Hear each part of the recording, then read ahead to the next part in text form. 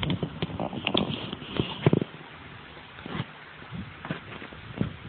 الله الرحمن الرحيم.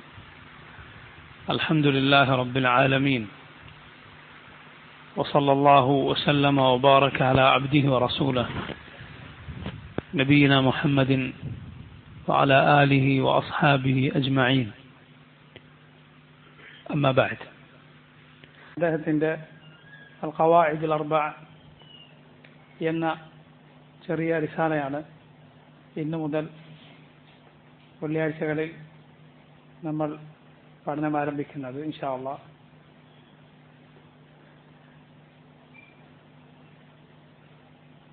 അബൂ ഹുറൈറ റളിയല്ലാഹു അൻഹു ഉദ്ധരിക്കുന്ന ഒരു ഹദീസിൽ റസൂലുള്ളാഹി സ്വല്ലല്ലാഹു അലൈഹി വസല്ലം പറയുകയുണ്ടായി, ഇന്നല്ലാഹ യബ്അസു ലിഹാദിഹിൽ ഉമ്മത്തി അലാ റഅസി കുല്ലി മിഅത്തി സനത്തിൻ മൻ യുജദ്ദിദു ലഹാ ദീനഹാ. ഇന്നല്ലാഹ യബ്അസു, സ്വല്ലല്ലാഹു അലൈഹി വസല്ലം പറയുന്നു, ഇന്നല്ലാഹ യബ്അസു, തീർച്ചയായും അല്ലാഹു നിയോഗിക്കുന്നതാണ്, ലിഹാദിഹിൽ ഉമ്മ, ഈ ഉമ്മത്തിനു വേണ്ടി, അല റഅസി കുല്ലി മിഅത്തി സനത്തിൻ, ഇതിലെ ഓരോ 100 വർഷത്തിൻ്റെയും തുടക്കത്തിൽ, മൻ യുജദ്ദിദു ലഹാ ദീനഹ, അവരുടെ ദീൻ അവർക്ക് പുതുക്കി നൽകുന്ന ആളെ, അവരുടെ ദീൻ അവർക്ക് പുതുതായി പഠിപ്പിക്കുന്നവരെ, അവർക്കാണ് മുജദ്ദിദുകൾ എന്ന് പറയുക. മുജദ്ദിദുകൾ എന്ന് പറഞ്ഞാൽ ജദീദ് എന്ന വാക്ക് നമ്മൾ കേട്ടിട്ടുണ്ടാകും, പുതിയത് എന്നാണ് അതിനർത്ഥം. പക്ഷേ ഇവിടെ റസൂലുള്ളാഹി സ്വല്ലല്ലാഹു അലൈഹി വസല്ലം അവരെ പുകഴ്ത്തി പറഞ്ഞിരിക്കുകയാണ്. അഥവാ ദീനിൽ പുതുതായി എന്തെങ്കിലും കൂട്ടിച്ചേർക്കുന്ന ആളുകളല്ല അവർ, മറിച്ച് പുതുതായി ദീനിൽ കൂട്ടിച്ചേർത്ത സംഗതികളെ നിഷേധിക്കുകയും ദീനിന്റെ ശരിയായ തനിമയിലേക്ക് ആളുകളെ തിരിച്ചു കൊണ്ടുപോവുകയും അവരുടെ യഥാർത്ഥ ദീൻ പുതുക്കുകയും ചെയ്യുന്ന ആളുകൾ, അതാണ് ഇവിടെ ഉദ്ദേശം. ഇത് അല്ലാഹു സുബ്ഹാനഹു വ തആല അവന്റെ ദീനിനെ സംരക്ഷിക്കുന്ന അതിന്റെ ഭാഗമാണ്. ഇന്നാ നഹ്നു നസ്സൽനാ അദ്ദിക്റ വ ഇന്നാ ലഹു ലഹാഫിദൂൻ, തീർച്ചയായും നാമാണ് ഈ ദിക്ർ, ഈ ഉത്ബോധനം അവതരിപ്പിച്ചത്, നാം തന്നെ ഇതിനെ സംരക്ഷിക്കുകയും ചെയ്യും. പരിശുദ്ധ ഖുർആനാണ് അവിടെ ഉദ്ദേശം. എന്നാൽ നമ്മുടെ നല്ലവരായ മുൻഗാമികൾ പലരും റസൂലുള്ളാഹി സ്വല്ലല്ലാഹു അലൈഹി വസല്ലമയുടെ സുന്നത്തിനെ കുറിച്ച്, അതിന്റെ സംരക്ഷണത്തെക്കുറിച്ച് പറയുമ്പോൾ ഈ ആയത്ത് ഓതിയതായി കാണാം. ഈ ദീനിൽ ആൾക്ക് യഥാർത്ഥത്തിലൊന്നും പുതുതായി കൂട്ടിച്ചേർക്കാൻ സാധ്യമല്ല. അഥവാ കൂട്ടിച്ചേർത്താൽ അത് പൊളിയാണെന്ന കാര്യം, അതിന്റെ തനി നിറം വെളിവാക്കപ്പെടുക തന്നെ ചെയ്യും. ചില നല്ലവരായ മുൻഗാമികൾ പറഞ്ഞിട്ടുള്ളതുപോലെ, ഒരാൾ അത്താഴത്തിന്റെ നേരത്ത് നബി സല്ലല്ലാഹു അലൈഹി വസല്ലമയുടെ പേരിൽ കളവ് പറയാൻ തീരുമാനിച്ചാൽ നേരം പുലരുമ്പോഴേക്കും അയാളെ കള്ളൻ എന്ന് വിളിക്കുന്ന ആളുകൾ ഉണ്ടാവുക തന്നെ ചെയ്യും. അതിനു മാത്രം അല്ലാഹു സുബ്ഹാനഹു വ തആല ഈ ദീനിനെ സംരക്ഷിക്കുകയും ഈ ദീനിന്റെ പേരിൽ ആളുകൾ പടച്ചുണ്ടാക്കിയതിനെ തുറന്നു കാട്ടുകയും ചെയ്യുന്നവരെ ഖിയാമത്ത് നാൾ വരെ അല്ലാഹു നിയോഗിക്കുക തന്നെ ചെയ്യും. ശൈഖുൽ ഇസ്ലാം മുഹമ്മദ് ഇബ്നു അബ്ദുൽ വഹാബ് അങ്ങനെയുള്ള നബി സല്ലല്ലാഹു അലൈഹി വസല്ലമയുടെ ഈ പ്രവചനത്തിൽ വന്ന മുജദ്ദിദുകളിൽ ഒരാളാണെന്നാണ് നമ്മൾ മനസ്സിലാക്കുന്നത് ഇൻഷാ അല്ലാഹ്. മുഹമ്മദ് ഇബ്നു അബ്ദുൽ വഹാബ് റഹിമഹുല്ലാഹ്, അദ്ദേഹമാണ് നമ്മൾ ഈ പഠിക്കുന്ന അൽ ഖവാഇദുൽ അർബഅ എന്ന റിസാല എഴുതിയിട്ടുള്ളത്. അദ്ദേഹത്തിന്റെ പേര് മുഹമ്മദ് ഇബ്നു അബ്ദുൽ വഹാബ് ഇബ്നു സുലൈമാൻ ഇബ്നു അലി ഇബ്നു മുഹമ്മദ് ഇബ്നു അഹ്മദ് എന്ന ബനു തമീം ഗോത്രക്കാരനായിരുന്നു. ബനു തമീം ഗോത്രത്തെ റസൂലുള്ളാഹി സ്വല്ലല്ലാഹു അലൈഹി വസല്ലം പുകഴ്ത്തിയതായി ഹദീസുകളിൽ നമുക്ക് കാണാം.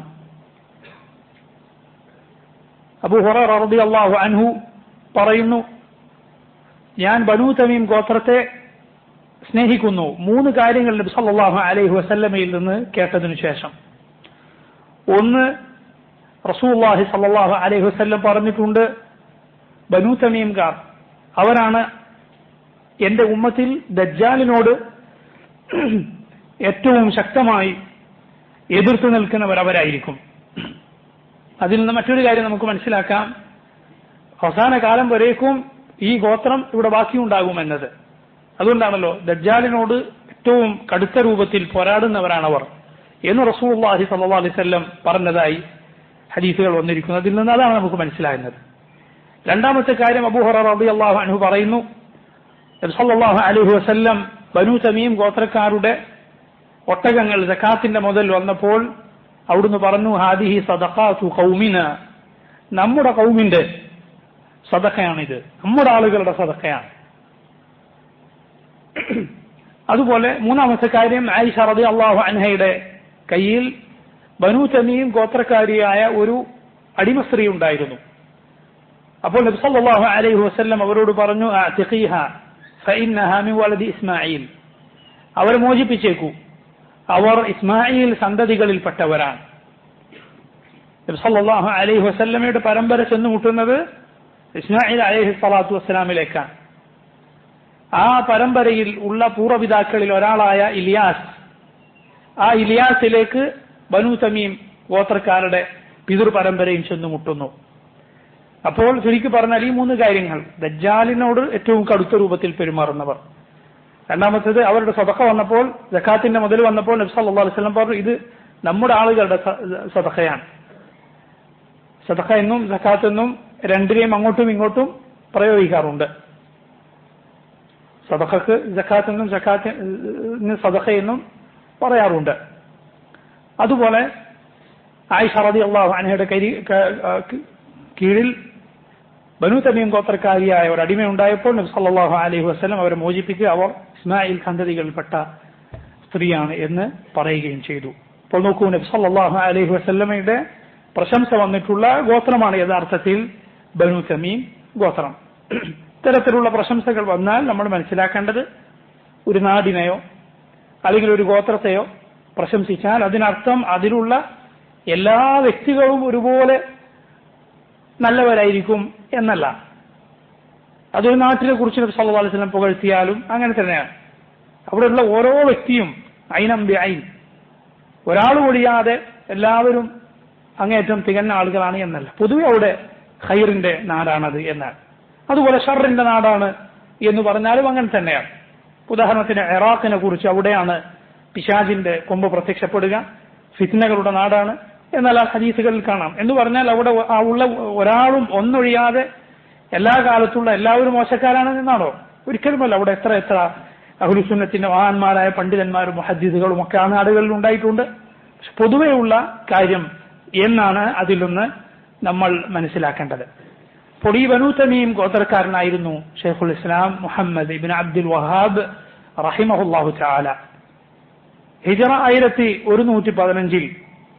1115 ഇന്നത്തെ സൗദി അറേബ്യയിലെ ഉയൈന എന്ന പ്രദേശത്താണ് ഷെയ്ഖ് റഹിമഹുല്ലാ ജനിച്ചത്. അദ്ദേഹത്തിന്റെ കുടുംബം ഒരു ഇൽമിയായ കുടുംബമായിരുന്നു. അദ്ദേഹത്തിന്റെ പിതാവ് അബ്ദുൽ വഹാബ്, അദ്ദേഹം ഒരു ആലിമായിരുന്നു. അദ്ദേഹത്തിന്റെ പിതാമഹൻ സുലൈമാൻ, അദ്ദേഹവും ഒരു പണ്ഡിതനായിരുന്നു. അദ്ദേഹത്തിന്റെ ഉപ്പയുടെ സഹോദരൻ ആലിമായിരുന്നു. ഇങ്ങനെ വിജ്ഞാനത്തിന്റെ ഒരു കുടുംബമായിരുന്നു അദ്ദേഹത്തിന്റെ കുടുംബം. 10 വയസ്സ് തികയുന്നതിന് മുമ്പ് തന്നെ ഷെയ്ഖ് റഹിമഹുല്ലാഹ് പരിശുദ്ധ ഖുർആൻ ഹിഫ്ളാക്കുകയുണ്ടായി. പിതാവിൽ നിന്ന് ഫിഖ്ഹ് പഠിച്ചു.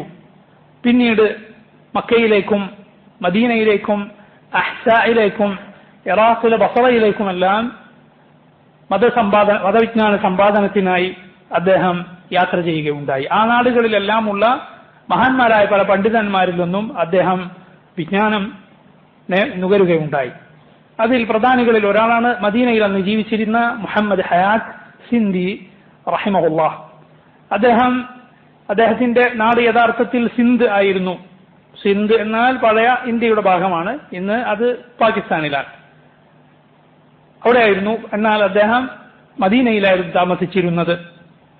അദ്ദേഹം ബസ്രയിൽ വെച്ചായിരുന്നു മുഹമ്മദ് ബിൻ അബ്ദുൽ വഹാബ് റഹിമഹുല്ലാ അദ്ദേഹത്തിന്റെ വിശ്വപ്രസിദ്ധമായ മഹത്തായ ഗ്രന്ഥം കിതാബു തൗഹീദ് അത് എഴുതിയത് ബസ്രയിൽ വെച്ചായിരുന്നു. നോക്കൂ, ആ കാലഘട്ടം അന്ധകാരം നിറഞ്ഞ കാലഘട്ടമായിരുന്നു. നമുക്കറിയാം, ഈ ഉമ്മത്ത് എല്ലാ കാലത്തും നബി സല്ലല്ലാഹു അലൈഹി വസല്ലം ജീവിച്ചിരുന്ന അതേ അവസ്ഥാവിശേഷത്തിലായിരിക്കും ഖിയാമത്ത് നാൾ വരെ ഈ ഉമ്മത്ത് ഉണ്ടാവുക എന്നൊരിക്കലും നബി സല്ലല്ലാഹു അലൈഹി വസല്ലം പറഞ്ഞിട്ടില്ല. നേരെ തിരിച്ചാണ് പറഞ്ഞിട്ടുള്ളത്. ഈ ഉമ്മത്തിൽ ഒരുപാട് പിഴച്ച ചിന്താഗതികൾ വരും, ഭിന്നിപ്പ് വരും, ദീനിനെ തെറ്റായി മനസ്സിലാക്കുന്നവരും വ്യാഖ്യാനിക്കുന്നവരും വരും, ഈ ഉമ്മത്ത് കക്ഷികളായി പിരിയും എന്നൊക്കെയാണ് നബി സല്ലല്ലാഹു അലൈഹി വസല്ലം പഠിപ്പിച്ചിട്ടുള്ളത്. എത്രത്തോളം ലാത്തയും ഉസ്സയും വീണ്ടും ആരാധിക്കപ്പെടും എന്ന് വരെ നബി സല്ലല്ലാഹു അലൈഹി വസല്ലം പറഞ്ഞിട്ടുണ്ട്. അത്ഭുതമില്ല. കാരണം നോക്കൂ, നൂഹ് അലൈഹി സ്വലാത്തു വസ്സലാമിന്റെ കാലത്തുണ്ടായിരുന്ന 5 ഇലാഹുകളുണ്ട്. വദ്, സുവാഇ, യഗൂസ്, യഊഖ്, നസർ. 5 ആളുകൾ. ചരിത്രത്തിൽ നമുക്ക് കാണാം, ഖുറൈശികൾ നബി സല്ലല്ലാഹു അലൈഹി വസല്ലം വന്ന മക്കയിലെ ആ ആളുകൾ അവർ ഈ 5 എണ്ണത്തിനെ ആരാധിച്ചിരുന്നു. ഏത് കാലം കഴിഞ്ഞു പോയതാണ്. നൂഹ് അലൈഹി സ്വലാത്തു വസ്സലാമിന്റെ കാലത്ത് അള്ളാഹു ഈ തുഫാനയച്ച് ഭൂമി ഒന്നാകെ തുടച്ച് വൃത്തിയാക്കുകയുണ്ടായി. എന്നിട്ട് അവിടെ ഉണ്ടായിരുന്ന അവർ ഇബാദത്ത് ചെയ്തിരുന്ന 5 ബിംബങ്ങൾ ഈ ഖൗമ് എത്രയോ കാലങ്ങൾക്ക് ശേഷം, അവസാനത്തെ ഉമ്മത്താണല്ലോ ഇത്, അവർ ഇബാദത്ത് ചെയ്തിരുന്നു എന്ന് പറഞ്ഞാൽ എന്തായിരിക്കും സ്ഥിതി? അങ്ങനെയാണ് ശിർക്കിന്റെ കാര്യം. ശിർക്കിന്റെ കാര്യം അങ്ങനെയാണ്. ആളുകളുടെ ബുദ്ധി എവിടെ പോയി? ഇവരൊക്കെ അന്നം തിന്നുന്ന മനുഷ്യരാണല്ലോ എന്ന് നമുക്ക് തോന്നുന്ന രൂപത്തിലായിരിക്കും ജനങ്ങളുടെ വിശ്വാസവും അവരുടെ കർമ്മങ്ങളും ചെല്ലുക. അത്രയും വലുതാണ് പിശാചിന്റെ കുതന്ത്രം. അത്രയും ബുദ്ധിയുള്ള മനുഷ്യൻ ഒന്നുമില്ലാത്ത, ഈ ഒന്നിനും കഴിവില്ലാത്ത, കാണാനോ കേൾക്കാനോ കഴിയാത്ത ബിംബങ്ങളെ, വെറും കല്ലുകളെ, മരങ്ങളെ, മനുഷ്യനേക്കാളും എത്രയോ നിലവാരം കുറഞ്ഞ മൃഗങ്ങളെ, പലതിനെയും, പറയാൻ കൊള്ളാത്തത് പലതിനെയും പോലും ആരാധിക്കുന്നത് നമുക്ക് കാണാം. ഇങ്ങനെ അന്ധകാരം നിറഞ്ഞ മരത്തിനെയും കല്ലിനെയും ഗുഹകളെയും എല്ലാം ആരാധിക്കുന്ന കടുത്ത ശിർക്കിൽ എവിടെ സല്ലല്ലാഹു അലൈഹി വസല്ലം നിയോഗിക്കപ്പെട്ട അറേബ്യൻ നാടിൽ, പിന്നെ ബാക്കിയുള്ള നാട്ടിന്റെ സ്ഥിതി എന്തായിരിക്കും? അവിടെ ഇത്രയും ശിർക്കും കുഫറും നിറഞ്ഞ കാലഘട്ടത്തിലായിരുന്നു ഷെയ്ഖുൽ ഇസ്ലാം മുഹമ്മദ് ബിൻ അബ്ദുൽ വഹാബ് അദ്ദേഹം ജനിക്കുന്നതും അദ്ദേഹം ജീവിക്കുന്നതും. അവിടെ ആരും തടയാനില്ലാത്തതുപോലെ പലർക്കും അറിയാം. എന്നാൽ സമൂഹം ഒന്നാകെ ഇതിന്റെ പിന്നാലെ ആയതുകൊണ്ട് പലരും നിശബ്ദരായി, പലരും അതിനെതിരെ ഒന്നും സംസാരിക്കുന്നില്ല. വേറെ പലരുമാകട്ടെ അത് ഉപജീവനമാക്കി ജീവിക്കുന്നു, അതിന്റെ പേരിൽ സ്ഥാനമാനങ്ങൾ നേടി അങ്ങനെ കഴിയുന്നു. എന്നാൽ അല്ലാഹു സുബ്ഹാനഹു വ തആല അവന്റെ ദീനിനെ സംരക്ഷിക്കുക തന്നെ ചെയ്യും. അല്ലാഹു റബ്ബുൽ ആലമീൻ ഒരിക്കലും സഹോദരങ്ങളെ എപ്പോഴും ബാത്തിലിന് വിജയം നൽകും എന്ന് ഒരിക്കലും ചിന്തിക്കരുത്. അള്ളാഹുവിനെ കുറിച്ചുള്ള മോശം വിചാരമാണ് എന്നാണ് അബ്ദുൽ ഖയ്യിം റഹിമഹുല്ലാഹ് അദ്ദേഹം പറഞ്ഞിട്ടുള്ളത്. എപ്പോഴും ബാത്തിൽ വിജയിക്കുക, എപ്പോഴും അസത്യം ഇങ്ങനെ വിലസി നടക്കുക എന്നൊരിക്കലും സഹോദരങ്ങൾ വിചാരിക്കരുത്. സത്യം വിജയിക്കുക തന്നെ ചെയ്യും. ഇസ്ലാമിന് അതിന്റെ നഷ്ടപ്രതാപം അത് വീണ്ടും കിട്ടുക തന്നെ ചെയ്യും, യാതൊരു സംശയവുമില്ല. ഇന്ന് തന്നെ സഹോദരങ്ങളെ നോക്കൂ, ഇന്ന് തന്നെ നോക്കൂ, ആരൊക്കെയാണ് ഇസ്ലാമിന് എതിർ നിൽക്കുന്നത്? ഇസ്ലാമിന്റെ എതിർപക്ഷത്തുള്ളവർ ആരൊക്കെയാണ്? വലിയ വലിയ രാജ്യങ്ങൾ, വലിയ രാഷ്ട്രങ്ങൾ, എല്ലാ സന്നാഹങ്ങളുമുള്ള രാജ്യങ്ങൾ, അതിന്റെ തലവന്മാർ, അവരുടെ സൈന്യങ്ങൾ, അവരുടെ മീഡിയ, ഇതെല്ലാം എന്നാൽ നോക്കൂ, ഉമ്മത്ത് ബാക്കിയാണ്. ഈ ദീനിന്റെ ആളുകളും ഇവിടെ നിലവിലുണ്ട്. അവർ നാമാവശേഷരായിട്ടില്ല. നിസ്കാരം നിർവഹിക്കപ്പെടുന്നു, സക്കാത്ത് ജനങ്ങൾ കൊടുക്കുന്നു, നോമ്പ് നോൽക്കുന്നു, ഹജ്ജ് നടക്കുന്നു, ദീനിന്റെ സ്തംഭങ്ങൾ അതെല്ലാം അതുപോലെ തന്നെയുണ്ട്. അപ്പോൾ സഹോദരങ്ങളെ, ഇൻഷാ അല്ലാഹ് അതിന്റെ എല്ലാ ഇസ്സത്തും തിരിച്ചു കിട്ടുക തന്നെ ചെയ്യും. അല്ലാഹു സുബ്ഹാനഹു വ തആല ഈ മഹത്തായ ഭാഗ്യം നൽകിയത് ഈ കാലഘട്ടത്തിൽ ഷെയ്ഖുൽ ഇസ്ലാം മുഹമ്മദ് ബിൻ അബ്ദുൽ വഹാബ് റഹിമഹുല്ലാഹ് അദ്ദേഹത്തിനായിരുന്നു. അല്ലാഹു സുബ്ഹാനഹു വ തആല ചിലർക്ക് നൽകുന്ന തൗഫീഖാണത്. അള്ളാഹു റബ്ബുൽ ആലമീൻ അവനാണ് നബിമാരെ തെരഞ്ഞെടുക്കുന്നത് എന്നതുപോലെ അവൻ തന്നെയാണ് നബിമാരുടെ അനന്തര സ്വത്തായ ഇൽമും നബിമാർ നിർവഹിച്ച അതേ ജോലിയും അതേ മഹത്തായ ഉത്തരവാദിത്വവും നിറവേറ്റാനുള്ള തൗഫീഖ് നൽകുന്നതും റബ്ബ് സുബ്ഹാനഹു വ തആല തന്നെയാണ്. അള്ളാഹുവാണ് അതിനുള്ള തൗഫീഖ് നൽകുന്നത്. അങ്ങനെ ശൈഖുൽ ഇസ്ലാം മുഹമ്മദ് ഇബ്നു അബ്ദുൽ വഹാബ് റഹിമഹുല്ലാഹ് അദ്ദേഹത്തിന്റെ ദഅവത്ത് ആരംഭിക്കുകയുണ്ടായി. സ്വാഭാവികമായും അള്ളാഹുവിന്റെ നബിമാരുടെ അതേ ദഅവത്ത് നടത്തുന്നവർക്ക് അള്ളാഹുവിന്റെ നബിമാരുടെ അതേ അനുഭവം ഉണ്ടാവുക തന്നെ ചെയ്യും. മുഹമ്മദ് മുസ്തഫ സല്ലല്ലാഹു അലൈഹി വസല്ലം ആദ്യത്തെ വഹി ലഭിക്കുകയും ഖദീജ റളിയല്ലാഹു അൻഹ അവിടുത്തെയും കൂട്ടി വറഖത്ത് ഇബ്നു നൗഫലിന്റെ അരികിലേക്ക് പോവുകയും ചെയ്തപ്പോൾ പഴയ കിതാബുകളൊക്കെ പഠിച്ച വറഖ എന്താണ് നബി സല്ലല്ലാഹു അലൈഹി വസല്ലമയോട് പറഞ്ഞത്? താങ്കളുടെ നാട്ടിൽ നിന്ന് പുറത്താക്കപ്പെടുന്ന സമയത്ത് ഞാൻ ഒരു യുവാവായി ജീവിച്ചിരിപ്പുണ്ടായിരുന്നെങ്കിൽ എത്ര നന്നായിരുന്നു. റസൂലുള്ളാഹി സ്വല്ലല്ലാഹു അലൈഹി വസല്ലം അത്ഭുതത്തോടെ ചോദിച്ചു, അവ മുഖ്രിജിയഹും, അവരെന്നെ പുറത്താക്കാനോ? ഇത്രയും സ്നേഹിക്കുന്ന സാദിഖുൽ അമീൻ എന്ന് വിളിച്ച് പ്രശംസിക്കുന്ന സ്നേഹസമ്പന്നരായ നാട്ടുകാർ എന്നെ പുറത്താക്കാനോ? വറഖത്ത് ഇബ്നു നൗഫൽ തിരിച്ചു പറഞ്ഞു, അതെ,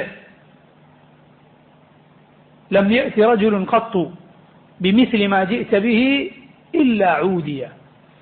താങ്കൾ ഈ കൊണ്ടുവന്നതുമായി ഇതുപോലുള്ളതുമായി ആര് വന്നിട്ടുണ്ടോ അവർക്കെല്ലാവർക്കും ശത്രുക്കൾ ഉണ്ടാകാതിരുന്നിട്ടില്ല. ഇല്ല ഊദിയ, അവരെല്ലാവരും ഉപദ്രവിക്കപ്പെടാതിരുന്നിട്ടില്ല, അവരിൽ ആരും തന്നെ ഉപദ്രവിക്കപ്പെടാതിരുന്നിട്ടില്ല.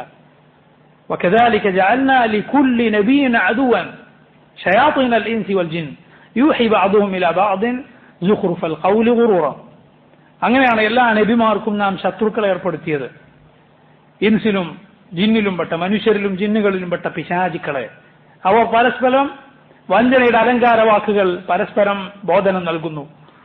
അപ്പൊ ഇങ്ങനെ നബിമാർക്ക് ശത്രുക്കൾ ഉണ്ടായിട്ടുണ്ട്. നബിമാർ ആരുടെയെങ്കിലും സ്വത്ത് കവർന്നെടുത്തിട്ടാ, ആരെങ്കിലും ദ്രോഹിച്ചിട്ടാണോ? ഒരിക്കലുമല്ല.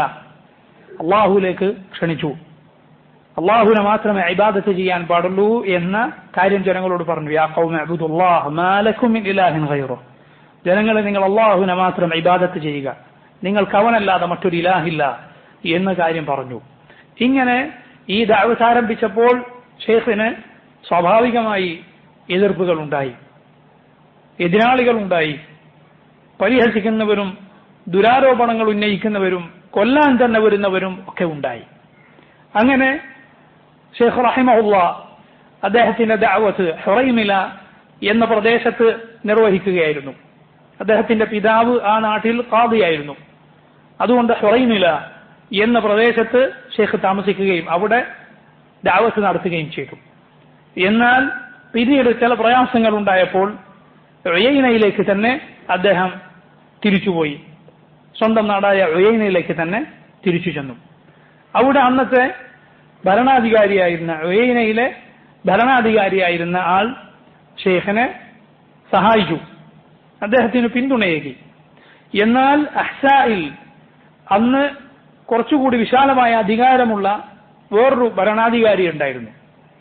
അയാൾ ഈ ഉയൈനയിലെ ഷെയ്ഖ് നിൽക്കുന്ന നാട്ടിലെ ഭരണാധികാരിയെ ഭീഷണിപ്പെടുത്തി, നിങ്ങൾ ഇദ്ദേഹത്തെ അവിടുന്ന് പുറത്താക്കണം, അല്ലെങ്കിൽ ഞങ്ങൾ തരുന്ന സാമ്പത്തിക സഹായം നിർത്തിവെക്കും എന്ന് പറഞ്ഞു. അപ്പോൾ അതുവരെ ഈ ഹക്കിനെ സഹായിച്ച ആൾക്ക് മനംമാറ്റമുണ്ടായി. അയാൾ ഷെയ്ഖിനെ വിളിച്ചിട്ട് പറഞ്ഞു, നിങ്ങൾക്കിത് അവസാനിപ്പിക്കണം, അല്ലെങ്കിൽ ഇവിടെ നിന്ന് പോകണം.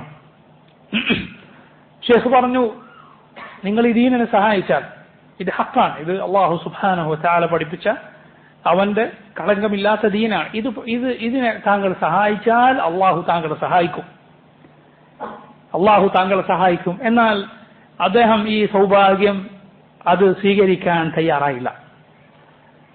എന്നെന്നും നിലനിൽക്കുന്ന സൗഭാഗ്യത്തിന് പകരം ദുനിയാവിലെ തുച്ഛമായ ലാഭത്തിന് അയാൾ മുൻതൂക്കം നൽകി. അയാൾ ഷെയ്ഖിനോട് അവിടെ നിന്ന് പോകണം എന്ന് തന്നെ തീർത്തു പറഞ്ഞു. അങ്ങനെ ഉയൈനയിൽ നിന്ന് ഷെയ്ഖ് മുഹമ്മദ് ബിൻ അബ്ദുൽ വഹാബ് റഹിമഹുല്ലാഹ് കാൽനടയായി ദിർഇയ്യ എന്ന പ്രദേശത്തേക്ക് പോവുകയാണ്. ദിർഇയ്യ എന്ന നാട്ടിൽ ഭരണാധികാരി വേറെയാണ്. മുഹമ്മദ് ഇബ്നു സഊദ് റഹിമഹുല്ലാഹു തആല അദ്ദേഹമായിരുന്നു അവിടുത്തെ ഭരണാധികാരി. അവിടെ ഷെയ്ഖിന്റെ ഒരു ശിഷ്യന്റെ വീട്ടിൽ ഷെയ്ഖ് മുഹമ്മദ് ബിൻ അബ്ദുൽ വഹാബ് ചെന്ന് താമസിച്ചു. നോക്കൂ, അന്നത്തെ കാലത്ത് ഒരു വാഹനം പോലും നൽകാതെ ഈ നാട്ടിൽ നിന്ന് മറ്റൊരു പ്രദേശത്തേക്ക് ഷെയ്ഖ് പോകേണ്ടി വരിക. കയ്യിൽ ഒന്നുമില്ല, ഒരു തണൽ പോലുമില്ല, ഒരു വാഹനമില്ല. അങ്ങനെ അദ്ദേഹം അവിടെ ചെന്നു ഈ ശിഷ്യന്റെ വീട്ടിലേക്ക് എത്തിക്കുകയുണ്ടായി. അദ്ദേഹം വന്ന വിവരം ആ നാട്ടിലെ ആളുകൾ അറിഞ്ഞു. പൊതുവെ അങ്ങനെയാണ് ഇൽമിന്റെ ആളുകൾ, അവരെ പൊതുവെ അറിവിനെ സ്നേഹിക്കുന്ന ആളുകൾ അറിയും.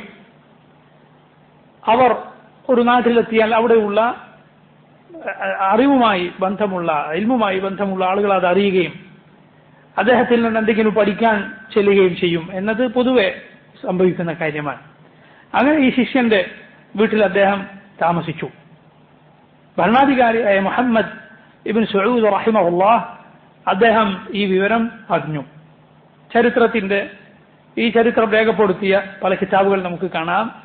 അദ്ദേഹത്തിന്റെ ഭാര്യ റഹിമഹുല്ലാഹ് അവർ ഭർത്താവായ മുഹമ്മദ് ഇബ്നു സഊദിനോട് പറഞ്ഞു എന്നാണ്, നിങ്ങൾ ഇദ്ദേഹത്തെ ഇങ്ങോട്ട് വിളിപ്പിക്കരുത്, നിങ്ങൾ അങ്ങോട്ട് ചെന്ന് ഇദ്ദേഹത്തെ കാണണം. അങ്ങനെ ദുറയ്യയിലെ ഭരണാധികാരിയായ മുഹമ്മദ് ഇബ്നു സഊദ് റഹിമഹുല്ലാഹ് അദ്ദേഹം ഷെയ്ഖുൽ ഇസ്ലാം മുഹമ്മദ് ബിൻ അബ്ദുൽ വഹാബിനെ അങ്ങോട്ട് ചെന്ന് കാണുകയാണ്. സഹോദരങ്ങളെ, ചരിത്രത്തിൽ ഒരുപാട് മാറ്റങ്ങൾക്ക് കാരണമായ ഒരു വമ്പിച്ച ഒരു കൂടിക്കാഴ്ചയായിരുന്നു യഥാർത്ഥത്തിൽ അത്. അദ്ദേഹം ഷെയ്ഖിന്റെ അടുത്തേക്ക് ചെല്ലുകയും അവർ പരിചയപ്പെടുകയും ഷെയ്ഖ് റഹിമഹുല്ലാഹ് തന്റെ ദഅവത്ത് എന്താണെന്ന്, താൻ എന്ത് കാര്യമാണ് പ്രബോധനം ചെയ്യുന്നതെന്ന് ഈ അമീറിനെ അറിയിക്കുകയും ചെയ്തു. അദ്ദേഹം പറഞ്ഞു, ഇതാ ഈ ദഅവത്ത്, ഈ കാര്യം, ഞാൻ ഈ ക്ഷണിക്കുന്ന ഈ കാര്യം, ഇത് അള്ളാഹുവിന്റെ ദീനാണ്, ഇത് അള്ളാഹുവിന്റെ യഥാർത്ഥ ദീനാണ്. ഇതിന് താങ്കൾ സഹായിച്ചാൽ അള്ളാഹു താങ്കളെ സഹായിക്കും. താങ്കൾക്ക് അള്ളാഹു ഈ ഭൂമിയിൽ അധികാരവും സൗകര്യവും നൽകും. താങ്കൾക്കും താങ്കളുടെ മക്കൾക്കും അള്ളാഹു സുബ്ഹാനഹു വ തആല അത് നിലനിർത്തി തരും എന്നൊക്കെ അദ്ദേഹം പറഞ്ഞു എന്ന് ചരിത്രകാരന്മാർ രേഖപ്പെടുത്തിയത് കാണാം. മുഹമ്മദ് ഇബ്നു സഊദ് റഹിമഹുല്ലാഹ് അദ്ദേഹം അത് സ്വീകരിക്കുകയും ഷെയ്ഖിനെ സഹായിക്കാമെന്നും ഷെയ്ഖിന് പിന്തുണയേകാമെന്നും ഷെയ്ഖിന് തന്റെ നാട്ടിൽ സൗകര്യമൊരുക്കാമെന്നും വാഗ്ദാനം നൽകുകയും ചെയ്യുകയുണ്ടായി. അങ്ങനെ ദുറയ്യയിൽ അതാ അവിടെ ഈ തൗഹീദിന്റെ ദഅവ അത് ശക്തമായി നടക്കുകയാണ്. തൗഹീദിന്റെ പഠനം ശക്തമായി നടക്കുകയാണ്. അല്ലാഹു സുബ്ഹാനഹു വ തആല ആ അമീറിനെ സഹായിക്കുകയുണ്ടായി. ആൽ സഊദ്, ആ കുടുംബത്തിന് അല്ലാഹു സുബ്ഹാനഹു വ തആല ആ നാട്ടിന്റെയും അതുപോലെ ചുറ്റുഭാഗത്തുള്ള പ്രദേശങ്ങളുടെയും ഭരണം ക്രമേണ നൽകുകയുണ്ടായി. ഏകദേശം ആ പ്രദേശവും നജ്ദ് പ്രദേശവും പിന്നീട് ഹിജാസ് പ്രദേശവും ചുറ്റുമുള്ള ഭാഗങ്ങളെല്ലാം ആൽ സഊദിന്റെ ഭരണത്തിന് കീഴിൽ വരികയുണ്ടായി. ഇന്നും അൽഹംദുലില്ലാഹ് ആ രണ്ട് കുടുംബങ്ങൾ ആ നാട്ടിൽ നമുക്ക് കാണാം. ഭരണരംഗത്ത് ആൽ സഊദ്, അതുപോലെ മതവിജ്ഞാന രംഗത്ത് ആലു ഷെയ്ഖ് എന്ന് പറയുന്നത് മുഹമ്മദ് ബിൻ അബ്ദുൽ വഹാബ് റഹിമഹുല്ലാഹ് അദ്ദേഹമാണ്. ഈ ദഅവത്തിന്റെ സൽഫലങ്ങളിലൊന്നാണ് യഥാർത്ഥത്തിൽ സൗദി അറേബ്യ എന്നുപേരുള്ള ആ രാജ്യം തന്നെ അള്ളാഹുവിന്റെ തൗഫീഖിനാൽ അവർക്ക് ആ അധികാരം ലഭിക്കുകയും 2 തവണ അത് നഷ്ടപ്പെട്ടിട്ടും വീണ്ടും അള്ളാഹു സുബ്ഹാനഹു വ തആല ഏറ്റവും നല്ല രൂപത്തിൽ തിരിച്ചു നൽകുകയും ചെയ്തു. ഒന്നാമത്തെ 2 തവണയും അവരോട് യുദ്ധം ചെയ്തത്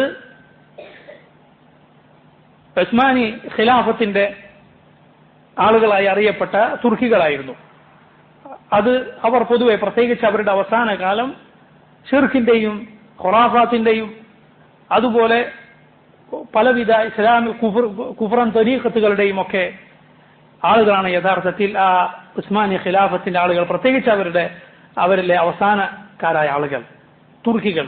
അവർക്ക് പൊതുവെ ഈ ആൽ സഊദിനോട് അടങ്ങാത്ത ശത്രുതയും പകയും അറബികളോടുള്ള വിദ്വേഷം വേറെയും ഒക്കെ ആയിരുന്നു. അങ്ങനെ ആദ്യം ഈ ആൽ സഊദ് ഭരണകൂടത്തെയും അവിടുത്തെ മുവഹ്ഹിദുകളായ ആളുകളെയും അവർ ആക്രമിക്കുകയും ഒരുപാട് വളരെ മോശമായ രൂപത്തിൽ, അങ്ങേയറ്റം ഭീകരമായ രൂപത്തിൽ, ദയയില്ലാത്ത രൂപത്തിൽ അവരോട് പെരുമാറുകയും അവരുടെ ഭരണം തകർക്കുകയും ചെയ്തു. എന്നാൽ അല്ലാഹു സുബ്ഹാനഹു വ തആല വീണ്ടും അവർക്ക് ഭരണം തിരിച്ചു നൽകി. രണ്ടാമതും അവർക്ക് ചില പരാജയങ്ങൾ ഉണ്ടായി ഈ തുർക്കികളുടെ കയ്യാൽ. എന്നാൽ അല്ലാഹു സുബ്ഹാനഹു വ തആല വീണ്ടും മൂന്നാമത്തെ തവണ ഏകദേശം 1920 ആ സമയത്ത് ഇന്നത്തെ സൗദി ഭരണാധികാരി സൽമാൻ ബിൻ അബ്ദുൽ അസീസ്, അദ്ദേഹത്തിന്റെ പിതാവ് അബ്ദുൽ അസീസ് റഹിമഹുല്ലാഹ്, അദ്ദേഹത്തിന്റെ നേതൃത്വത്തിൽ ആൽ സഊദിന് വീണ്ടും ആ നാട്ടിന്റെ ഭരണം ലഭിക്കുകയും ചെയ്തു. അല്ലാഹു സുബ്ഹാനഹു വ തആല അവർക്കും എല്ലാ മുസ്ലിം ഭരണാധികാരികൾക്കും അള്ളാഹുവിന്റെ ദീനനുസരിച്ച് മുസ്ലിങ്ങളെ നയിക്കുവാൻ ഉള്ള തൗഫീഖ് നൽകുമാറാകട്ടെ. എല്ലാവിധ പ്രയാസങ്ങളിൽ നിന്നും ശത്രുക്കളുടെ കുതന്ത്രങ്ങളിൽ നിന്നും അള്ളാഹു സുബ്ഹാനഹു വ തആല അവരെയും എല്ലാ മുസ്ലിമീങ്ങളെയും സംരക്ഷിക്കുകയും ചെയ്യുമാറാകട്ടെ. ഷെയ്ഖുൽ ഇസ്ലാം മുഹമ്മദ് അബ്ദുൽ വഹാബ് അദ്ദേഹത്തിന്റെ മക്കളും അല്ലാത്തവരുമായ ധാരാളക്കണക്കിന് ശിഷ്യന്മാർ അദ്ദേഹത്തിനുണ്ടായി. അദ്ദേഹത്തിന്റെ മക്കളും പേരമക്കളുമായ ശിഷ്യന്മാർ ഒരുപാട് ഇന്നും ആ തലമുറയിലുള്ള പണ്ഡിതന്മാരെ നമുക്ക് ധാരാളമായി കാണാം. എത്രത്തോളം അവരിലെ സ്ത്രീകൾ പോലും വലിയ വിജ്ഞാനമുള്ള ആളുകളായിരുന്നു. അദ്ദേഹത്തിന്റെ ഒരു മകളായ ഫാത്തിമ റഹിമഹുല്ലാ, അവരുടെ ഒരു ചരിത്രം തന്നെ പണ്ഡിതന്മാർ പറയാറുണ്ട്. പിന്നീട് തുർക്കികൾ അവരെ ആക്രമിക്കുകയും അങ്ങനെ അവരുടെ നാട് തകർക്കുകയും ചെയ്തപ്പോൾ അവർ കടൽ മാർഗം ഷെയ്ഖുൽ ഇസ്ലാമിന്റെ മകളും ചില ആളുകളും ഇന്നത്തെ ഇമാറാത്തിന്റെ ഭാഗമായ റസൂൽ ഖൈമയിലെത്തുകയും അവിടെ ഇറങ്ങാൻ ഉദ്ദേശിച്ചപ്പോൾ അവിടുത്തെ ചില ആളുകൾ പറഞ്ഞത്രേ, നിങ്ങൾ ഇവിടെ ഇറങ്ങണമെങ്കിൽ ഇവിടെ ഉള്ള ഒരു വലിയുണ്ട്, ഒരു ഖബറുണ്ട്, അതിന് എന്തെങ്കിലും നേർച്ചയാക്കണം. അവരവിടെ എത്തിയപ്പോൾ പറഞ്ഞതാണ് അത്ര ആളുകൾ. അപ്പൊ അവർ പറഞ്ഞു, ഒരിക്കലും സാധ്യമല്ല, അള്ളാഹുവിന് മാത്രമേ നേർച്ച പാടുള്ളൂ. അപ്പൊ ആ ആളുകൾ ചിലർ പറഞ്ഞു, ഒന്നും നേർച്ചയാക്കില്ലെങ്കിൽ കുറച്ചൊരു മണ്ണെങ്കിലും തുറാവെങ്കിലും നേർച്ചയാക്കുക. അപ്പൊ അവർ ഷെയ്ഖുൽ ഇസ്ലാമിന്റെ മകൾ ഫാത്തിമ റഹിമഹുല്ലാ അവർ പറഞ്ഞത്രേ, തുറാബ് ഖൈറും മിനൽ ദുബാബ്, തുറാബ് ഖൈറും മിനൽ ദുബാബ്. തുറാബ് ദുബാബിനേക്കാളും നല്ലതാണ്, ഈച്ചയെക്കാളും നല്ലതാണ്. കാരണം പണ്ട് ഒരു കഥയുണ്ടല്ലോ, ചില ഹദീസുകളിൽ വന്നിട്ടുള്ള ഒരു കഥ. ആ ഹദീസിന്റെ സനദിനെ കുറിച്ച് പണ്ഡിതന്മാർക്കിടയിൽ ചില അഭിപ്രായങ്ങളുണ്ട്. പക്ഷേ അതിൽ ഉള്ളതെന്താണ്, ഒരു നാട്ടിലേക്ക് കടക്കണമെങ്കിൽ എന്തെങ്കിലും അവിടെ നേർച്ചയാക്കണം, അവർക്ക് വേണ്ടി കിടക്കുന്ന അവിടെയുള്ള അവരുടെ ഇലാഹിനു വേണ്ടി അറുക്കണം. അങ്ങനെ അവസാനം ഒരാൾ ഒരു ദുബാബിനെ അറുത്തു എന്നാണ്. അതിന്റെ പേരിൽ അയാൾ നരകത്തിൽ പ്രവേശിച്ചു എന്നാണ്. പൊളിവർ പറഞ്ഞു, തുറാബ് ഖൈറും മിനൽ ദുബാബ്, ഈ ചേക്കാൾ നല്ലതാണ് എന്ത് മണ്ണ്, അതുകൊണ്ട് അത് പറ്റില്ല.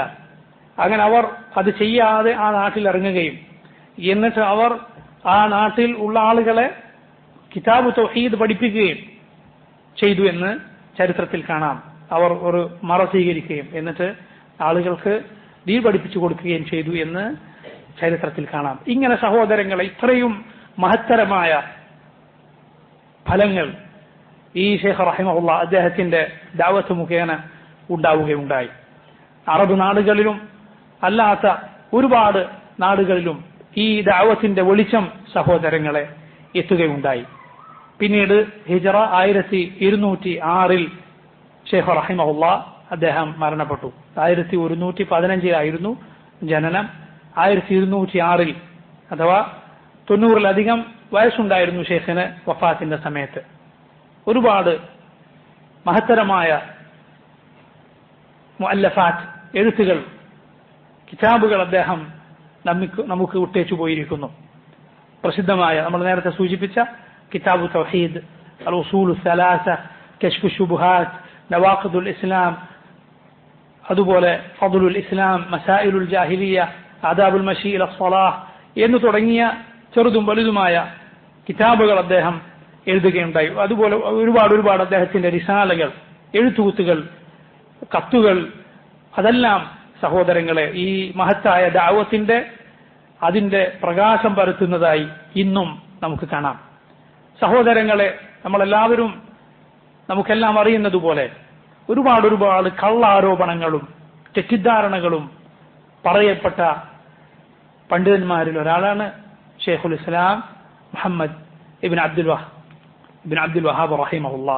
വഹാബി എന്ന പേര് ആർക്കാണ് അറിയാത്തത്? മുസ്ലിമീങ്ങൾക്കും അല്ലാത്തവർക്കും വരെ ആ പേരറിയാം. വഹാബി എന്ന പേര് അദ്ദേഹത്തിലേക്ക് ചേർത്ത് വിളിക്കുകയാണ്. യഥാർത്ഥത്തിൽ അവർ വിളിക്കുന്നത് തെറ്റാണ്. കാരണം അദ്ദേഹത്തിന്റെ പേര് മുഹമ്മദ് എന്നാണ്.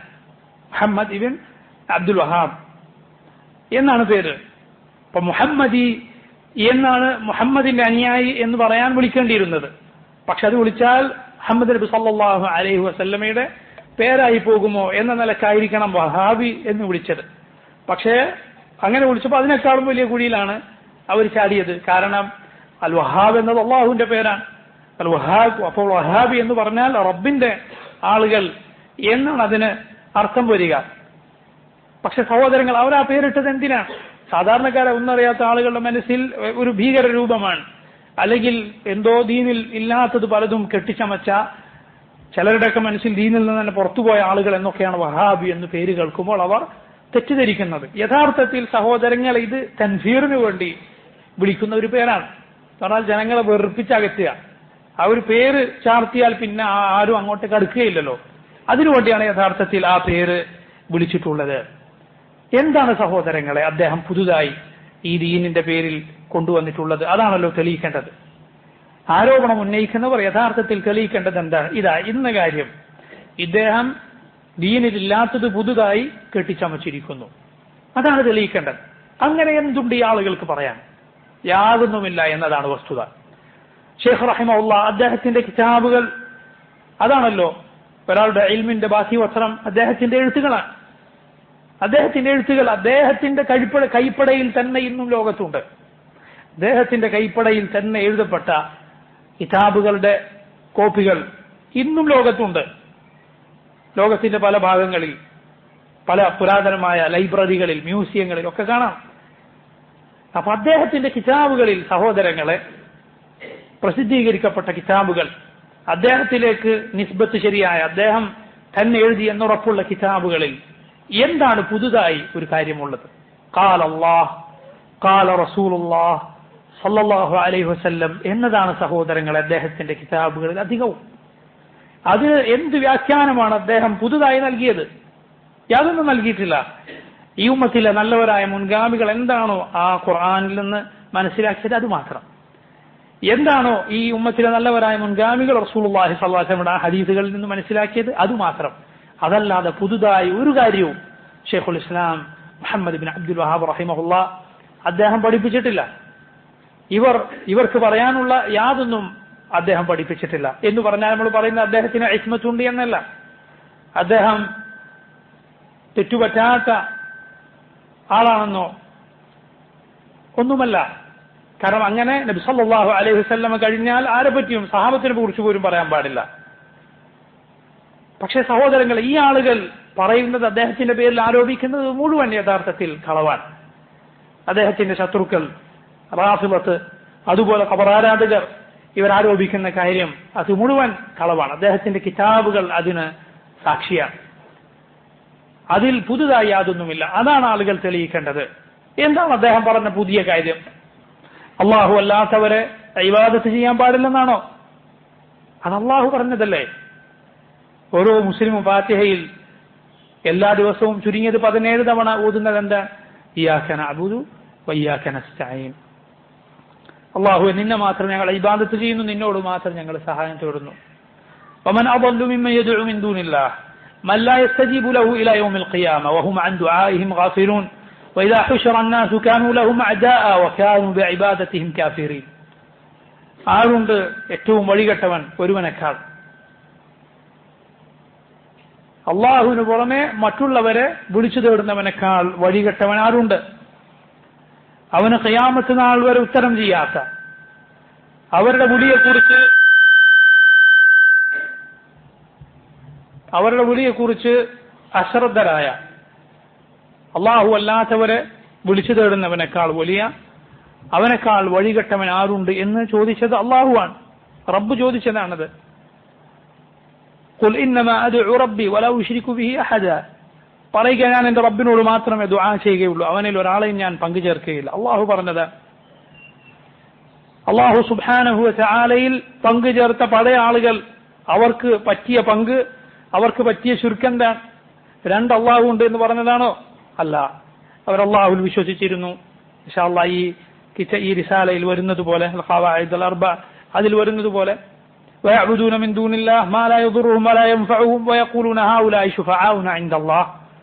അവർ അള്ളാഹുവിന് പുറമെ ഉപദ്രവമോ ചെയ്യാൻ സാധിക്കാത്ത ആളുകളെ വിളിച്ചു പ്രാർത്ഥിക്കുന്നു, ഇബാദത്ത് ചെയ്യുന്നു.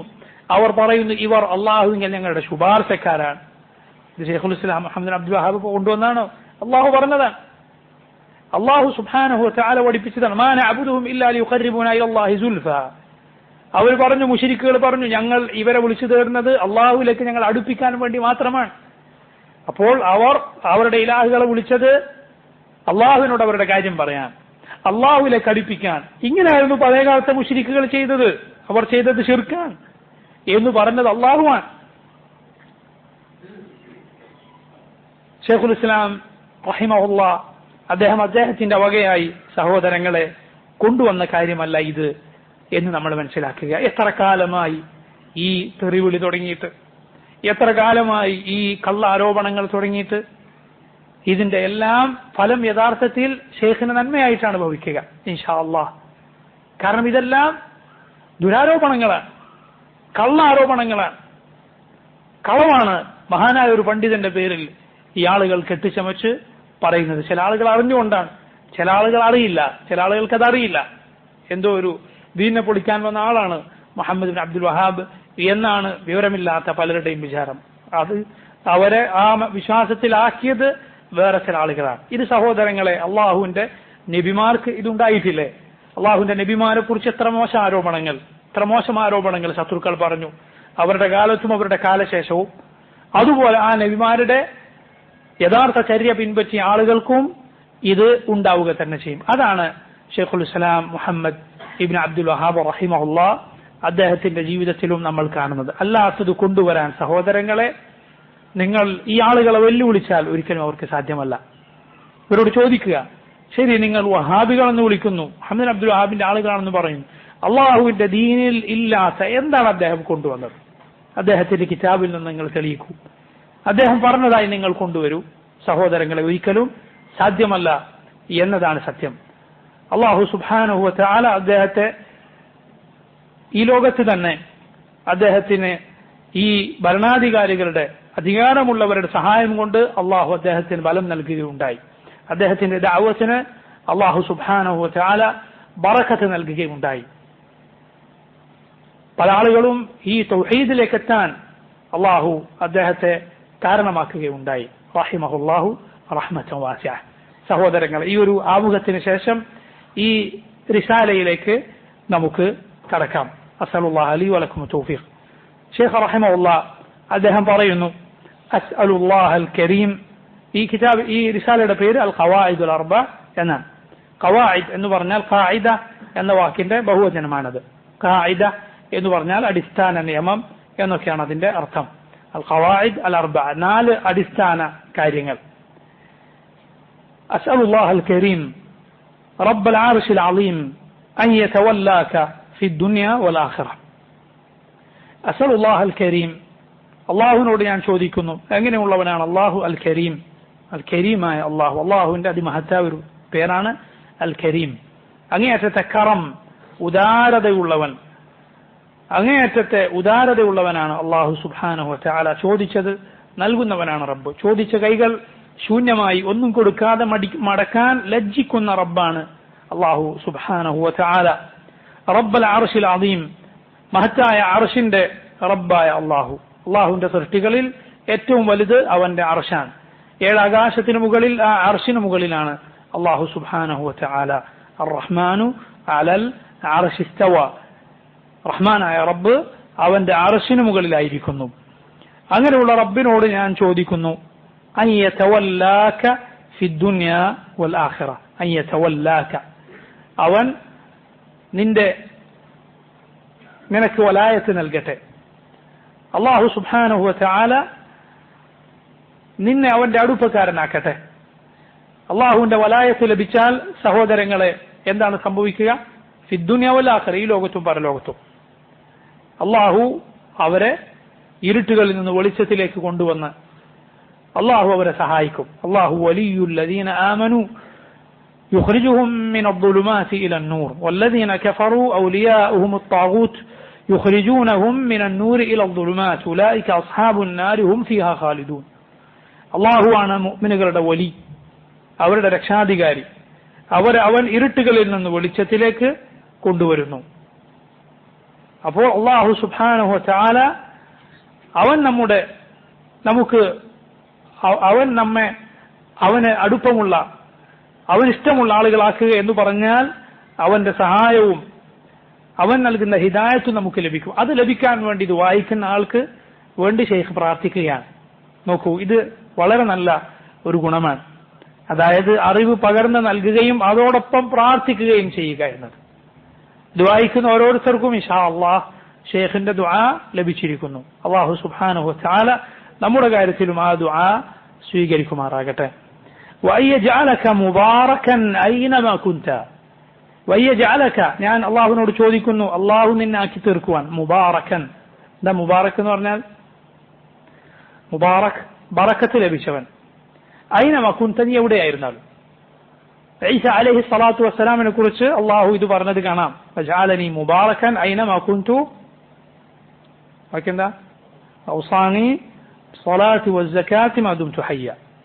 അള്ളാഹു എനിക്ക് വസിയത്ത് നൽകിയിരിക്കുന്നു നിസ്കാരവും സകാത്തും അതിന്റെ കാര്യത്തിൽ മാ ദുംതു ഹയ്യ, ഞാൻ ജീവിച്ചിരിക്കുന്ന കാലത്തോളം. ഇബ്നുൽ ഖയ്യിം റഹിമഹുല്ലാഹ് മുബാറക് എന്ന വാക്കിന് മഹത്തായ ഒരു വിശദീകരണം നൽകിയത് കാണാം. അതായത് നീ എവിടെയായിരുന്നാലും സഹോദര, നീ നന്മ കൽപ്പിക്കുകയും തിന്മ വിരോധിക്കുകയും ചെയ്യുക, എങ്കിൽ നീ മുബാറക്കാൻ. നീ എവിടെയെങ്കിലും എത്തിയാൽ ആ അടുത്ത ആളുകളുടെ കൂടെ അവരുടെ നിറത്തിലാവുക. മോശക്കാരുടെ കൂടെ കൂടിയാൽ മോശം, നല്ല ആളുകളുടെ കൂടെ കൂടിയാൽ അവിടെ അടുത്തെത്തിയാൽ നല്ല ആള്. അതല്ല, മറിച്ച് ഇവിടെ ആയിരുന്നാലും നീ നന്മ കൽപ്പിക്കുകയും തിന്മ വിരോധിക്കുകയും ചെയ്താൽ, ഖൈർ ആളുകൾക്ക് എത്തിച്ചു കൊടുത്താൽ മുബാറക്കാണ് നീ. നിന്നെ മുബാറക്കാക്കട്ടെ എന്ന് ഞാൻ അള്ളാഹുവിനോട് ചോദിക്കുന്നു. വയജഅലക മിമ്മൻ ഇദാ ഉഅതിയ ശകർ وإذا ابتلي صبر وإذا أذنب استغفر فإن هؤلاء الثلاثة عنوان السعادة. شيخ പറയുന്നു وأن يجعلك, നിന്നെ അള്ളാഹു ആക്കി തീർക്കട്ടെ എന്നും ഞാൻ ദുആ ചെയ്യുന്നു. ആരുടെ കൂട്ടത്തിൽ? മിമ്മൻ ഇദാ ഉഅതിയ ശകർ. ആരാണ്? ഇദാ ഉഅതിയ, കിട്ടിയാൽ, അള്ളാഹു വല്ലതും തന്നാൽ, നന്മ തന്നാൽ, ശകർ, ശുക്ർ ചെയ്യുന്നവരിൽ. വഇദാ ഇബ്തുലിയ സബർ, പരീക്ഷിക്കപ്പെട്ടാൽ ക്ഷമിക്കുന്നവരിൽ. വൈദ അസ്നബ, തെറ്റുപറ്റിയാൽ, പാപങ്ങൾ സംഭവിച്ചു പോയാൽ, ഇസ്തഗ്ഫർ, പാപമോചനം തേടുന്നവരിൽ അള്ളാഹു നിന്നെ ഏർപ്പെടുത്തട്ടെ എന്നും ഞാൻ അള്ളാഹുവിനോട് ചോദിക്കുന്നു. നോക്കൂ, എന്നിട്ട് അദ്ദേഹം പറയുകയാണ് ഫഇന്ന ഹൗലാഇ സലാസ, തീർച്ചയായും ഈ മൂന്ന് കാര്യങ്ങൾ ഉൻവാനു സആദ, ഇതാണ് സൗഭാഗ്യത്തിന്റെ അടയാളം, സൗഭാഗ്യത്തിലേക്കുള്ള വഴി, സആദത്തിലേക്കുള്ള വഴി ഇതാണ്. എന്തൊക്കെയാണ്? നന്മ ലഭിച്ചാൽ നന്മ ലഭിച്ചാൽ അള്ളാഹ്ക്ക് നന്ദി കാണിക്കുക. പരീക്ഷിക്കപ്പെട്ടാൽ ക്ഷമിക്കുക. തെറ്റുപറ്റിയാൽ ഇസ്തിഗ്ഫാർ നടത്തുക, പാപമോചനം തേടുക. ഇത് ഒരാൾക്കുണ്ടെങ്കിൽ അയാൾക്ക് സൗഭാഗ്യം ലഭിച്ചിരിക്കുന്നു. നമുക്ക് സന്തോഷകരമായ കാര്യങ്ങൾ, ആരോഗ്യവും മക്കളും സമ്പത്തും, ഇതെല്ലാം അള്ളാഹുവിന്റെ അനുഗ്രഹങ്ങളാണ്. ഇതുപോലുള്ള കാര്യങ്ങൾ ദുനിയാവിൽ ലഭിച്ചാൽ, ദീൻ ലഭിക്കുക ഏറ്റവും വലിയ അനുഗ്രഹമാണ്. അള്ളാഹ്ക്ക് നന്ദി കാണിക്കുക, ശുക്ർ ചെയ്യുക. എന്താണ് ശുക്ർ? സഹോദരങ്ങളെ, ശുക്റിന് ആദ്യം അള്ളാഹു നമുക്ക് തന്നു, ഈ അനുഗ്രഹം എനിക്ക് കിട്ടിയിരിക്കുന്നു എന്ന് നീ മനസ്സിലാക്കണം. ഹൃദയത്തിൽ നീ അത് തിരിച്ചറിയണം. നാവുകൊണ്ട് അൽഹംദുലില്ലാഹ് എന്ന് പറയണം. അള്ളാഹു തന്ന ഈ അനുഗ്രഹം അള്ളാഹു ഇഷ്ടപ്പെടുന്നതിൽ, അള്ളാഹു അനുവദിച്ചതിൽ നീ ഉപയോഗിക്കുക, അള്ളാഹു ഹറാമാക്കിയതിൽ ഉപയോഗിക്കരുത്. എങ്കിൽ മാത്രമേ നീ ശുക്റുള്ളവനാകൂ. പരീക്ഷിക്കപ്പെട്ടാൽ ക്ഷമിക്കുക. നീ മുഖത്തടിക്കുകയോ കുപ്പായമാറ് വലിച്ചു കീറുകയോ ശാപവാക്കുകൾ പറയുകയോ വൃത്തികേട് പറയുകയോ അള്ളാഹുവിനെ കുറിച്ച് മോശം പറയുകയോ പൊറുതികേട് കാണിക്കുകയോ ഒന്നും ചെയ്യാതെ സബർ കൈക്കൊള്ളുക, ക്ഷമിക്കുക. അത് വാജിബായ കാര്യമാണ്. വൈദ അദ്നബ ഇസ്തഗ്ഫാർ, തെറ്റുപറ്റിയാൽ പാപമോചനം തേടുക. കാരണം മനുഷ്യരെല്ലാം അബദ്ധം സംഭവിക്കുന്നവരാണ്. കുല്ലു ബനി ആദം ഖത്താ വഖൈറുൽ ഖത്താഇന തവ്വാബൂൻ. അബദ്ധം സംഭവിക്കുന്നവർ ഏറ്റവും നല്ലവരാണ്, തൗബ ചെയ്യുന്നവരാണ്. والذين إذا فعلوا فاحشة أو ظلموا أنفسهم ذكروا الله فاستغفروا لذنوبهم ومن يغفر الذنوب إلا الله ولم يصروا على ما فعلوا وهم يعلمون. മുഅ്മിനുകളായ ആളുകൾ, സ്വർഗം ലഭിക്കുന്ന ആളുകളെ കുറിച്ച് അല്ലാഹു പറയുന്നു, അവർ വല്ല അബദ്ധവും അവർക്ക് സംഭവിച്ചു പോയാൽ, അവർ തിന്മ ചെയ്തു പോയാൽ, അല്ലെങ്കിൽ സ്വന്തത്തോട് തന്നെ അതിക്രമം ചെയ്തു പോയാൽ അവരെന്ത് ചെയ്യും? ദക്കറുല്ലാഹ്, അല്ലാഹുവിനെ ഓർക്കും. ഫസ്തഗ്ഫറു ലിദുനൂബിഹിം, അവരുടെ പാപങ്ങൾക്ക് പാപമോചനം തേടും. അല്ലാഹു ചോദിക്കുന്നു അതിനിടയിൽ, വമൻ യഗ്ഫിറു ദുനൂബ ഇല്ലല്ലാഹ്, പാപങ്ങൾ പൊറുക്കാൻ അല്ലാഹു അല്ലാതെ ആരുണ്ട്? എന്നിട്ടാണ് ബാക്കി പറയുന്നത്, വലം യുസ്റു അലാ മാ ഫഅലു വഹും യഅലമൂൻ, അവരൊരിക്കലും അറിഞ്ഞുകൊണ്ട് ആ പാപത്തിൽ തന്നെ തുടരുകയില്ല, ഉറച്ചു നിൽക്കുകയില്ല. അതിനിടയിൽ തന്നെ അല്ലാഹു പറയുന്നു, വമൻ യഗ്ഫിറു ദുനൂബ ഇല്ലല്ലാഹ്, ആരുണ്ട് പാപങ്ങൾ പൊറുക്കാൻ? അല്ലാഹു അല്ലാതെ. നോക്കൂ, 4 ഖുലഫാഉകൾ അബൂബക്കർ, ഉമർ, ഉസ്മാൻ, അലി റളിയല്ലാഹു അൻഹും, അവർ 4 പേരും ഉദ്ധരിച്ച ഒരാശയമുണ്ട്, ഒരു ഹദീസുണ്ട്. എന്താണ് ഹദീസ്? നബി സല്ലല്ലാഹു അലൈഹി വസല്ലം പറഞ്ഞു, ഒരാൾക്ക്, ഒരു മുസ്ലിമിന് ഒരു അബദ്ധം പറ്റിയാൽ എന്നിട്ട് അവൻ നല്ല നിലക്ക് വുദൂ ചെയ്യുകയാണ്, 2 റക്അത്ത് നിസ്കരിക്കുകയാണ്, കൽബും മുഖവും റബ്ബിലേക്ക് തിരിച്ചുകൊണ്ട്, അഥവാ മനസ്സറിഞ്ഞുകൊണ്ട് അള്ളാഹുവിനെ യഥാവിധി ഓർത്തുകൊണ്ട് ശരീരം കൊണ്ട് ചെയ്യേണ്ടതും നബി സല്ലല്ലാഹു അലൈഹി വസല്ലം പഠിപ്പിച്ചതുപോലെ നിസ്കാരത്തിൽ പാലിച്ചുകൊണ്ട് 2 റക്അത്ത് നിസ്കരിക്കുകയും അള്ളാഹുവിനോട് പാപമോചനം തേടുകയും ചെയ്താൽ അള്ളാഹു അവന് പുറത്തു കൊടുക്കാതിരിക്കുകയില്ല. ഏത് അബദ്ധമാകട്ടെ സഹോദരങ്ങളെ, അതിൽ തന്നെ തുടരാൻ നമുക്ക് പാടില്ല. അത് തിരുത്തണം, അത് പരിഹരിക്കണം. അങ്ങനെയാണ് ചെയ്യേണ്ടത്. എത്ര തന്നെ സംഭവിച്ചു പോയാലും ശരി, എത്ര വലിയ പാപത്തിൽ മുങ്ങിയാലും ശരി, അവനിലേക്കുള്ള അവന്റെ റഹ്മത്തിന്റെ വാതിലുകൾ തുറന്നു കിടക്കുന്നു. അവൻ നിരാശപ്പെടരുത് എന്ന് നിന്നോട് പറഞ്ഞിരിക്കുന്നു. നിരാശപ്പെടരുത്, റബ്ബിലേക്ക് ഖേദിച്ചു മടങ്ങുക, പാപമോചനം തേടുക. ഇത് 3 ലഭിച്ചാൽ സഹോദരങ്ങളെ സൗഭാഗ്യം ലഭിച്ചു. അള്ളാഹുവിന് നന്ദി കാണിക്കുക, പരീക്ഷിക്കപ്പെട്ടാൽ ക്ഷമിക്കുക. അള്ളാഹു പറഞ്ഞില്ല പല ആയത്തുകളിലും പരിശുദ്ധ ഖുർആനിൽ, സബ്ബാറും ഷക്കൂറും, ഈ 2 കാര്യങ്ങൾ അള്ളാഹു ഒരുമിച്ച് പറഞ്ഞത് കാണുന്നില്ലേ? സബർ ചെയ്യുക, അതുപോലെ ശുക്ർ ചെയ്യുക. സബർ ചെയ്യുക, അതുപോലെ ശുക്ർ ചെയ്യുക. ക്ഷമിക്കുക, നന്ദി കാണിക്കുക. ഇത് 2 സഹോദരങ്ങളെ നമ്മൾ ചെയ്യേണ്ടത് അള്ളാഹുവിന്റെ നബിമാരുടെ രീതിയായിരുന്നു. അവർ അങ്ങേയറ്റം സബർ നമുക്ക് മാതൃക കാണിച്ചു തന്നവരാണ്, അങ്ങേയറ്റം ശുക്റിനെ നമുക്ക് മാതൃക കാണിച്ചു തന്നവരാണ്. അള്ളാഹു സുബ്ഹാനഹു വ തആല ആ മാർഗത്തിൽ ജീവിക്കാൻ, അതിലായി മരിക്കാൻ നമുക്ക് തൗഫീഖ് ചെയ്യുമാറാകട്ടെ. ഇൻഷാ അല്ലാഹ് ഈ റിസാലയുടെ ബാക്കി ഭാഗം നമുക്ക് അടുത്ത ആഴ്ച വായിക്കാം. മഗ്രിബിന് ശേഷം ഇശാ വരെയാണ് നമ്മുടെ സമയം. ഇന്ന് വരാൻ വൈകിപ്പോയതാണ്.